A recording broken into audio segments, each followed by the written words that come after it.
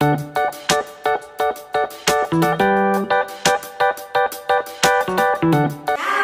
yang ada di rumah, tetap semangat, tetap antusias ya hari ini untuk belajar sekalipun masih lewat video pembelajaran. Hari ini kita mau baca Alkitab sama-sama dulu yuk sebelum kita belajar. Pembacaan firman Tuhan hari ini Teacher Melda ambil dari Kejadian 1 ayat yang ke-27. Sekali lagi, Kejadian 1 ayat yang ke-27.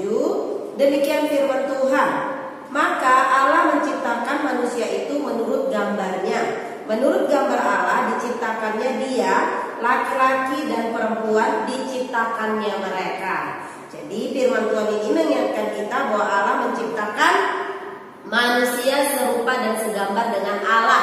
Manusia itu siapa? Ada laki-laki dan perempuan, hanya dua jenis kelamin ya, laki-laki dan perempuan. Jadi anak laki-laki dan perempuan diciptakan Tuhan segambar dan serupa dengan Allah. Jadi tidak boleh minder dengan diri kamu ya, harus bersyukur, oh aku segambar dan serupa dengan Allah. Kita semua adalah ciptaan Tuhan yang paling mulia. Jadi gimana caranya supaya kita semakin mulia di hadapan Tuhan?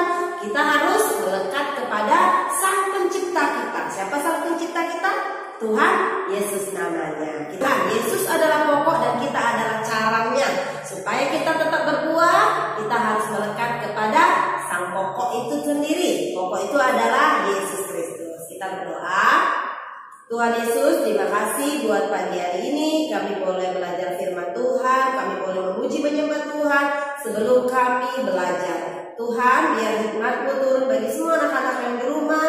Berikan mereka pengertian tentang apa yang akan mereka pelajari dan mereka boleh menerapkannya dalam kehidupan mereka.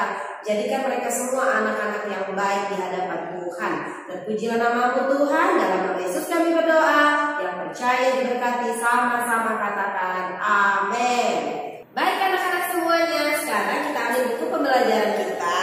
Hari ini kita masuk kepada sumber hidupku adalah Allah. Itu adalah temanya, halaman 17. Minggu lalu kita sudah belajar tentang semua makhluk hidup dipelihara oleh Allah. Jadi kita tahu siapa yang memelihara kita sampai hari ini.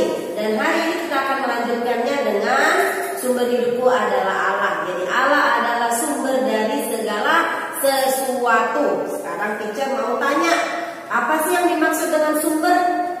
Tuing-tuing, tanda tanya. Sumber itu apa sih? Sumber segala sesuatu. Sumber hidupku adalah Allah. Berarti sumber itu adalah sesuatu yang kita butuhkan dari seseorang. Siapa seseorang itu? Seseorang itu adalah Allah. Jadi lewat pembelajaran ini anak-anak akan mengetahui siapa sih sumber hidup kalian yang sesungguhnya. Siapa sih sumber hidupnya manusia? Sumber hidup manusia adalah Allah Sang Pencipta, karena Dia adalah Allah yang menciptakan kita. Dan lewat pembelajaran ini juga anak-anak dapat mengetahui apa sih rancangan Tuhan dalam hidup kalian semuanya. Kalau selama ini masih bingung, corona, tidak berani bermimpi, gak ada cita-cita lagi. Jadi hari ini lewat pembelajaran ini kalian akan kembali punya masa depan di dalam Tuhan. Yang tadinya udah mulai lemah, lesu, gara-gara koronce, gara-gara corona. Tapi setelah belajar ini anak-anak menemukan kembali apa sih rencana Tuhan dalam hidupku. Jadi kalian akan kembali semangat ya. Kalian juga mengetahui, kalian juga bisa menjelaskan bahwa manusia ini adalah manusia ciptaan Tuhan. Kita diciptakan segambar dan serupa dengan Allah. Amin. Ya, jadi untuk materinya yang pertama teacher mau tanya, siapa sih dari antara kalian yang kalau ulang tahunnya dirayakan nggak happy? Tiba-tiba temennya papanya bilang happy birthday to you, dia begini aja, apa-apaan tuh? Nggak tertarik. Ada nggak yang nggak tertarik dengan perayaan ulang tahun?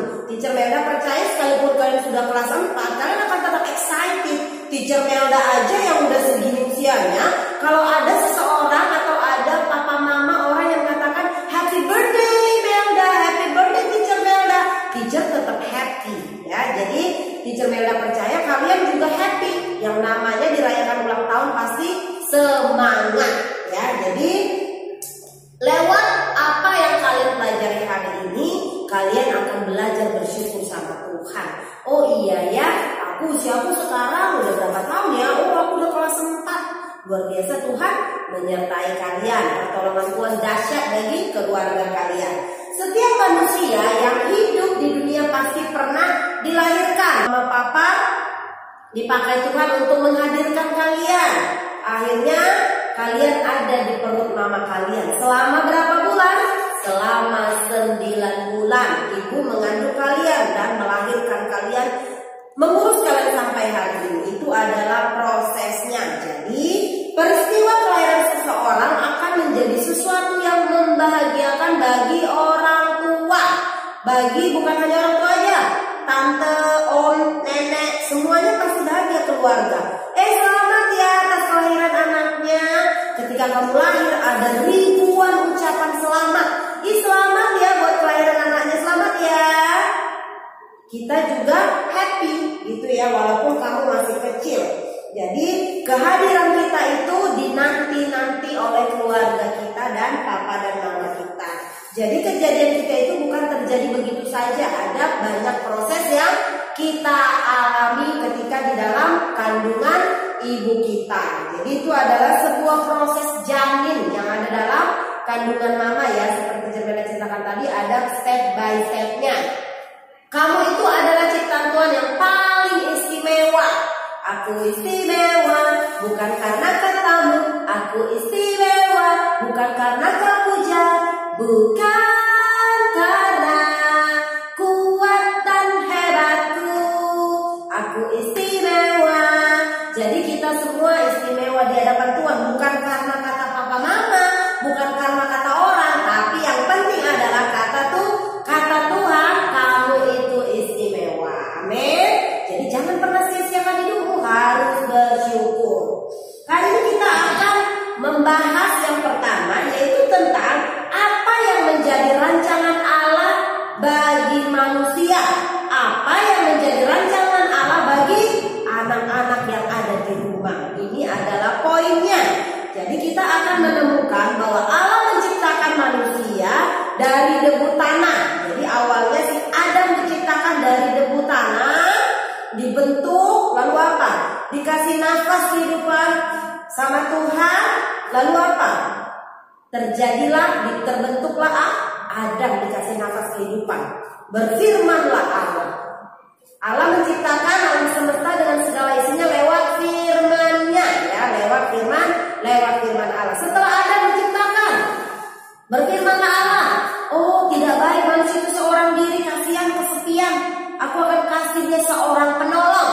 Seorang penolong itu namanya wanita. Wanita itu dipanggil Hawa. Maka Hawa diciptakan dari tulang rusuknya si Adam, bukan dari debu. Jadi mereka berbeda ya.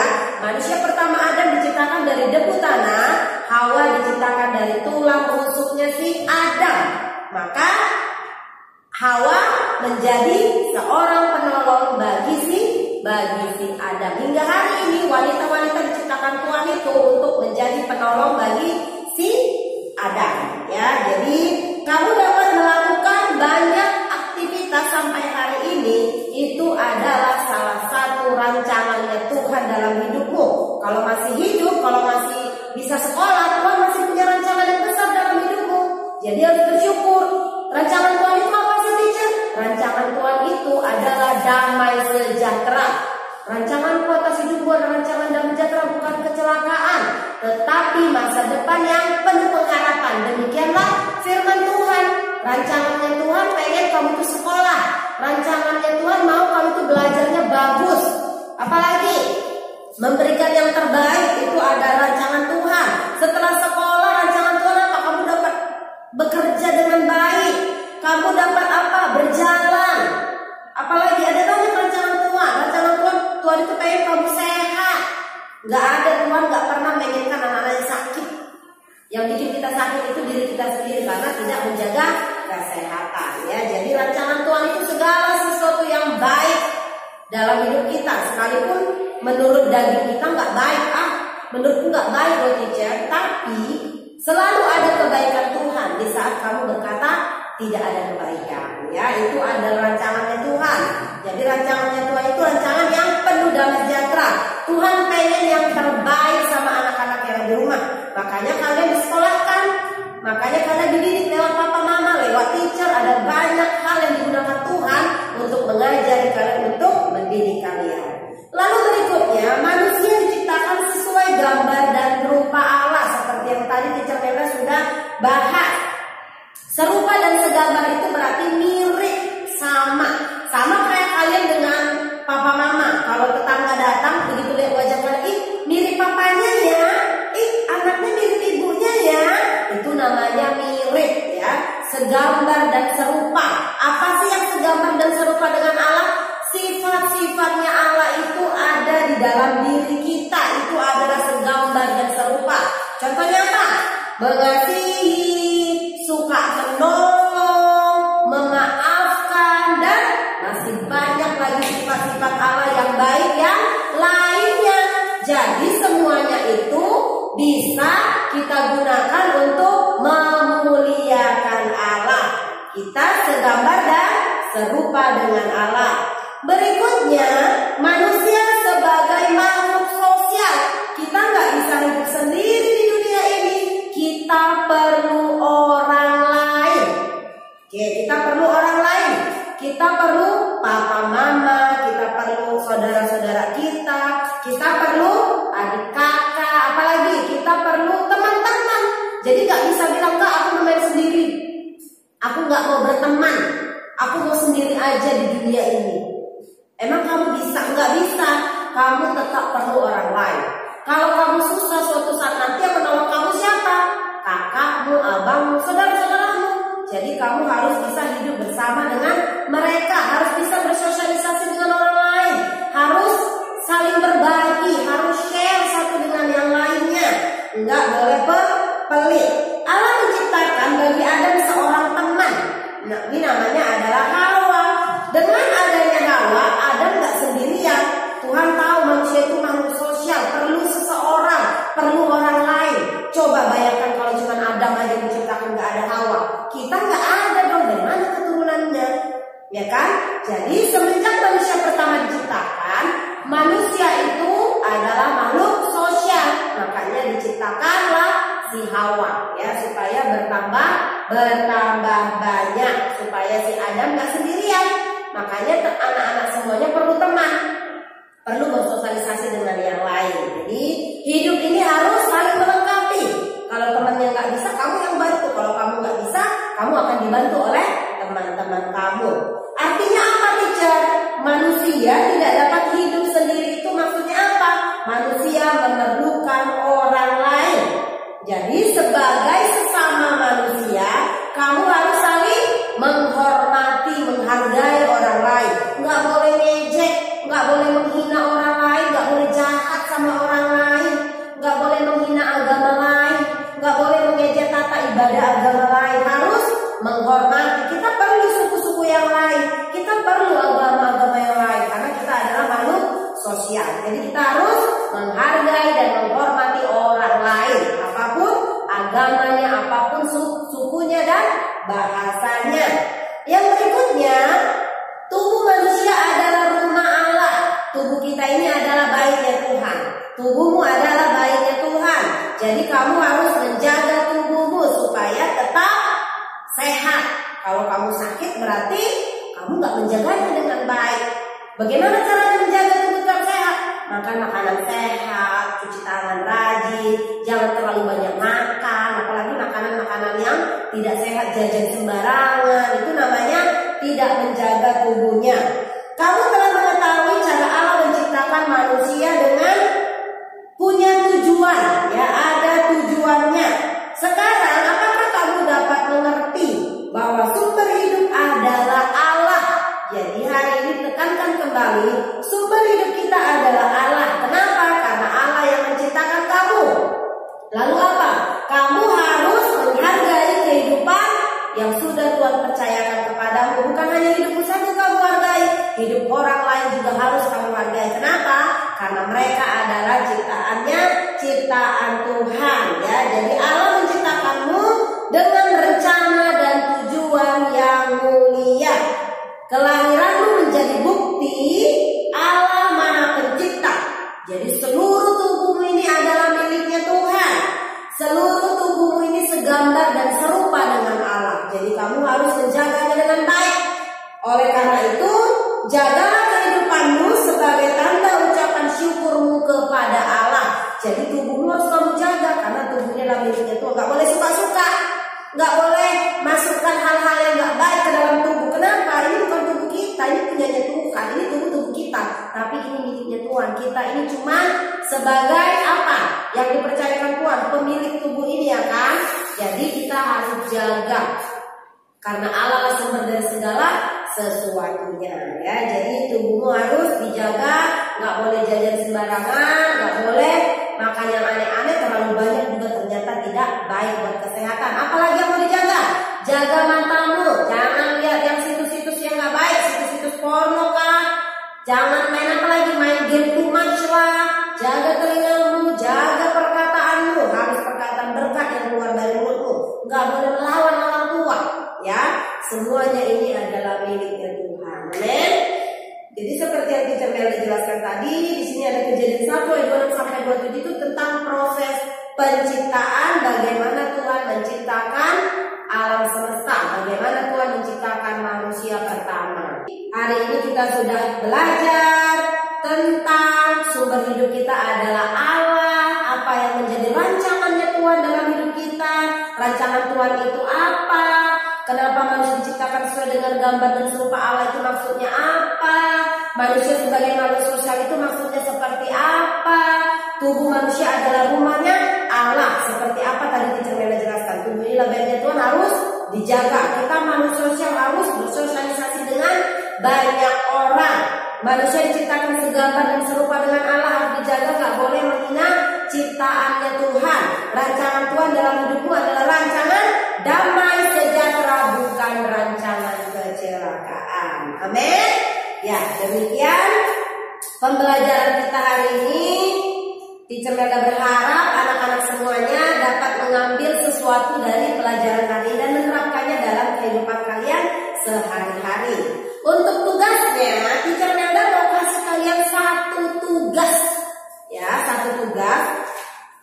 Nih, tugasnya adalah membuat surat untuk Tuhan. Ini contohnya. Harus ada kepalanya seperti ini, ya.